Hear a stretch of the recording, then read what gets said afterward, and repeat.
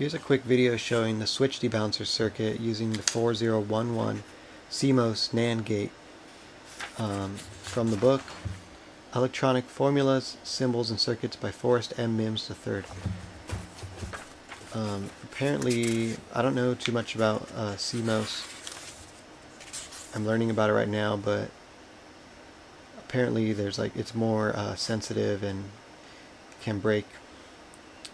So I'm not sure if I would actually use it in any of my projects, but here's how it works. You can see on this circuit it's using a single pole double throw switch, and that's what I have here hooked up. And when I change it, it has a really clean edge to it, no bouncing.